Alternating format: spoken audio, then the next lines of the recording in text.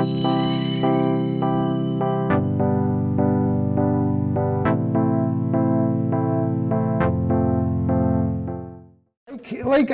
the spirit of what Julie is talking about, it's kind of hard to call oneself to really be a committed Marxist politically these days, in days of I don't know, where anarchist communism does seem to sort of be a more reasonable, less authoritarian alternative. But nevertheless, I put this as a thing to force myself to be who I am and to recognize that damn it, I am a Marxist critic, even if I'm not necessarily Marxist political activist, I don't know.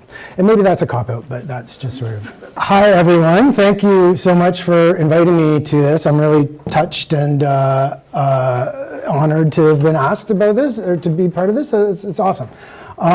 So today I'm going to talk in a very discursive fashion about how I found Jameson helpful for teaching critical thinking and textual analysis, or what I hope we all would just consider basic literacy. My approach is basically to teach critique, especially the critique of late capitalism, without having to commit to any sort of theoretical vocabulary like dialectics or overdetermination, and also without really having to even mention the term Marxism. So I start from one quote and two main ideas from Jameson's program. One of them is, works do not have meanings. They soak up meanings. A work is a machine for libidinal investments, including the political kind. It's a process that sorts incommensurabilities and registers contradictions, which is not the same as solving them. The inevitable and welcome conflict of interpretations therefore needs to be supplemented by an account of this simultaneous processing of multiple meanings, rather than an abandonment to liberal pluralisms and tolerant or intolerant relativisms. So I want to point out, this quote has a built-in sort of curriculum to it. It starts with a very sort of basic claim about textuality, and then it introduces the affective and libidinal dynamics that have rapidly taken over our discursive spaces lately. And it makes claims about multiple meanings and the simultaneity of contradictions, but then it gives an invitation to move beyond what I consider toxic liberal pluralism. This is an introduction also, this quote, to allegory, the formal structure that processes multiple meanings. So we look at, in my classes, the allegory of the cave, and how it can just sort of process any meaning, where it can be like, these people might have thought that the material world was the most important thing, and then they escape and find out that God and Jesus is the best. Or they could be people who were raised to think that God and Jesus was the best, and then they escape and find out, oh, religion's ridiculous, and the real world is something different, right? So you can see that all allegories are formal, and they can take on any content. By the way, I'm only giving a thing that I teach in first year classes. I'm not trying to instruct anyone here about how this stuff works. Now let's talk. Then we look at pictures as pictures of things that process meanings. So this is a pop-up that I got on my computer years ago, trying to get me to buy antivirus software. And then I went to the mall and I noticed that the same baby was on a soap poster. So this was just something I noticed 10 or 12 years ago. Then last year, I was driving through Red Deer, and I see the same baby, human rights for all human life, stop abortion. Mommy, please don't kill me. And here then, we can see that texts don't have meanings, right? They absorb meanings or they process meanings, right?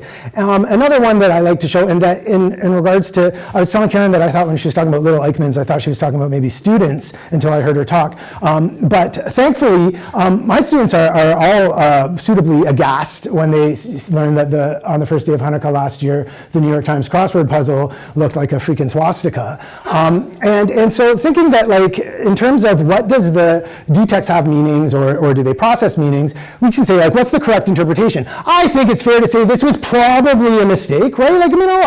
Maybe it's not, but I think let's assume it was. But does that mean then that the hurt felt by that is some sort of a misunderstanding? And students they get it. This is that's crazy. Texts are able to do all these interesting things. Now let's talk about two main Jameson ideas I use. On what he calls the political level of textual analysis, narrative form or text must be read as imaginary resolutions to real contradictions. So the example I use is Judge Judy, which all the students actually know who Judge Judy is, and you can never be sure like what their touchstones are, but they still know who Judge Judy is. And I point out like, what's more contradictory than the law, right? Like this thing that we are supposed to rely on and trust, but no one can possibly understand, no one has access to. So we have a fantasy where Judge Judy will come out and say, you're an idiot to someone who is doing something wrong, who's probably like a bad tenant or something, and she'll reward a law-abiding landlord or something, right? And then like the contradiction of the law is solved, the imaginary resolution to the real problem. And then so another one that we can look at is like what contradictions are being managed in Donald Trump's tweet about of North America with the American flag on it. And there's lots of interesting contradictions that students are able to really come up with. And then I can guide them towards the fact that it's a contradiction because North America is already an economic union. And the weird thing is that we have different countries like who pretend to have different nationalities. I mean, from a Jamesonian or Marxist perspective, right? Anyways, and so like it really kind of lands this sort of idea of imaginary resolutions really works. And then we look at how our media or our popular discourse resolves this problem of the contradiction of like Trump's tweet, which is everybody, I don't know if you remember this because it was so long ago, it was what, 3 weeks ago or something, but like the thing was, is Trump joking or is he serious? That was basically the whole gamut of the possibilities. There's A, he's joking, or B, he's serious. And then I bring up something like, what's more important, the economy or the environment? And it seems to be three answers, right? There's the economy is the most important, no, the environment is the most important, or it's some kind of a balance, right? So there's three, there's A, B, or C, and relativism or individual choice lets us make up our own minds, but A, B, and C is the exhaustion of all possibilities, right? And so then what I bring up then is that at our present moment, the second idea that I bring up is utopianism. And at our present moment, DEF, like instead of ABC, what about DEF, are at present they're contradictions. They're formal contradictions. Just for one example, they can't fit into a tweet. You couldn't fit something like, is he serious or is he joking? You couldn't fit something different than that into a tweet, right? Or into a 2-minute segment on the news or whatever, right? So that leads us to our second, the second idea, which is of utopia, which is that I'd say like DE and F are indexes for a utopian, something in the future. And then we look at this quote of Jameson from after Ernst Bloch, and he says, what is currently negative can also be imagined as a positive in that immense changing of valences that is the utopian future. If that's sort of too jargony or whatever, to declare positive things which are clearly negative in our own world, and to see that there's things that are in our world right now that are negative, but that could easily be imagined as positive if we think about stuff. Okay, so moving on a bit too quickly, let's talk about what are contradictions, because I assign this to students like to look at text as contradictions. And what are contradictions? In the past, I've used examples like slave owners saying all men are created equal in the Declaration of Independence, but that's sort of back when I was thinking about how do I teach dialectics, how do I teach this stuff? And like I said, I'm sort of moving beyond that. So I look at just contradictions as in their self-evident reality that anyone who drives in Edmonton knows that it's really crazy that there's railways crossing all the major thoroughfares, like in the middle of rush hour. That doesn't happen in other places, but it does happen in Edmonton on a daily basis. When I was in undergrad, me and my friends went to Florida for spring break, and we went to a Florida barbecue restaurant and ordered a rib sandwich. And that's what we got. It has bones in it. That's a contradiction, right? Like that's just clearly, well, I don't know. It's contradiction when it comes to how do you eat it. Like we don't know how to do it. Yeah. I know. No, but it was totally worth it, Karen. It was awesome.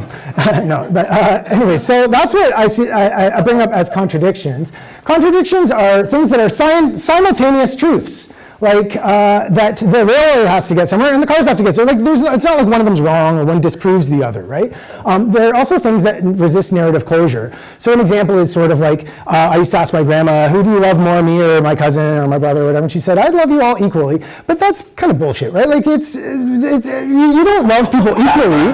You don't love people equally. Like you love people the most, right? Like, I mean, I love my brother the most, but I also love my, cat the most or whatever. Like it's sort of, it's a different way. Like, here's another example. Never mind. If that doesn't work, how about this? I especially love sleeping in. It's like my favorite. But you know what? I especially love it when I get up early and actually go and do stuff like early and don't waste my day. I love both of those things. I especially love both of those things. And that's sort of like a utopian way to think about things. So to bring this into a presentation, or to a version of assignments, here's an assignment that I've given in several different courses. This one's from a first-year course at Campus Saint-Jean a couple of years ago, where I say, you will prepare a 10, 12-minute oral presentation in which you'll select a text and analyze how it seemingly resolves a contradiction. You can choose any text story and add a song, a movie, a meme, a picture, etc.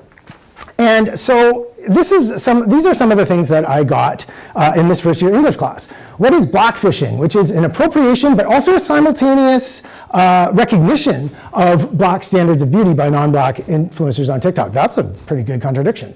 Hostile architecture. Someone in an English class is talking about how hostile architecture seems to resolve contradictions. The use of my body, my choice in anti-vaxxing discourse. Using diversity for M&M spokes candies, having diverse candy characters, which was part of a critique of wokeness, which I didn't necessarily agree with that student on, but still, hey, it's pretty good. It's pointing out contradiction. And then Cymbalta, prescription commercials, and of course other literary works. So I was pretty amazed at the quality of the texts that students chose. And some of the readings were super problematic, I have to say. Like one said how PBS was biased because it showed indigenous activists protesting Enbridge, but it didn't have like an Enbridge person on to answer those things. So, you know, and I also by no means understood or agreed with what everybody meant by contradiction. Somebody wrote about the contradiction of wearing school uniforms. And I'm just like, I don't know what you mean by that, and they didn't quite explain it. But that's fine, right? Like, because dialectically, if they saw a contradiction, then that's part of the process of thinking through like the A, B, C, D, E, F sort of way of looking at things, right? And also in the end, I was grading the assignments on whether they were good arguments or whether they were good readings, not like if they conform to Marxist dogma or whatever, right? So it was actually pretty cool. I want to keep my talk short, so I won't go into detail about the utopian version of the contradiction assignment, but I've made the task of imagining a utopian, by which I mean meaningful, resolution to contradictions into in assignments in creative writing classes, as well as in a television studies class that I've taught. So for example, they have to analyze how a text how a text engages with utopia, and I tell them, look up Jameson, look up Bloch, figure out on your own what utopianism means, and pick a text. We also talked about it in class. And the creative writing class was surprisingly a bit of a disappointment, but I think maybe I just didn't phrase it well enough. But the TV studies class led to some amazing readings, which I'd be happy to talk about at length in some other place. And here I found that students were often wrong about what utopia was. For example, there were some kids wrote like, utopia is not having any inconveniences in our society. And I'm sort of like, that's not true. But even still, you can't think of utopia without thinking of contradictions, right? So they're kind of doing a sort of utopian work, even if they get it sort of wrong. I think it's important critical work. And I, as a sort of precarious instructor of first-year English classes, take wins wherever I can find them. So thanks for listening to me about that.